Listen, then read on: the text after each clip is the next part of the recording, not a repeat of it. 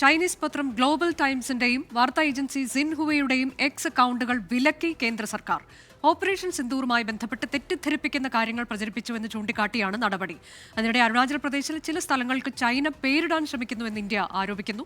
അരുണാചൽ പ്രദേശ് ഇന്ത്യയുടെ അവിഭാജ്യ ഘടകമാണെന്നും യാഥാർത്ഥ്യത്തെ നിഷേധിക്കാൻ കഴിയില്ലെന്നും വിദേശകാര്യ മന്ത്രാലയം വ്യക്തമാക്കുന്നുണ്ട്. അച്യുതൻ വിശദാംശങ്ങളുമായി. അച്യുതൻ, പ്രധാനമായും ചൈനയ്ക്കെതിരെ രണ്ട് കാര്യങ്ങൾ പറയുന്നു. തെറ്റിദ്ധാരണാജനകമായ വാർത്തകൾ പ്രചരിപ്പിക്കുന്നു ഇന്ത്യ പാക് സംഘർഷ സമയത്തെ ഇതുമായി ബന്ധപ്പെട്ട്. മറ്റൊന്ന്, അരുണാചൽ പ്രദേശിലെ ചില കേന്ദ്രങ്ങൾക്ക് പ്രദേശങ്ങൾക്ക് പേരിട്ടിരിക്കുന്നുവെന്ന്. ഇതിനു മുൻപും അവർ ഇതേ നടപടി ചെയ്തതാണ്. അന്നും കേന്ദ്രം അതിനെ രംഗത്തെത്തിയതുമാണ്.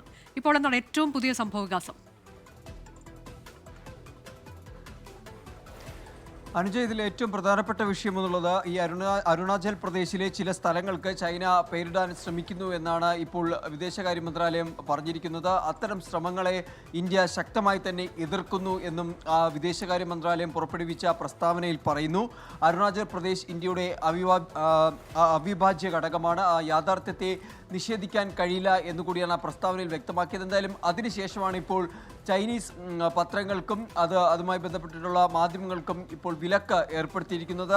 അതിൽ ചൈനീസ് പത്രം ഗ്ലോബൽ ടൈംസിന് വിലക്ക് ഏർപ്പെടുത്തിയിരിക്കുകയാണ്. ഗ്ലോബൽ ടൈംസിൻ്റെ എക്സ് അക്കൗണ്ട് ഇന്ത്യയിൽ ബ്ലോക്ക് ചെയ്തു.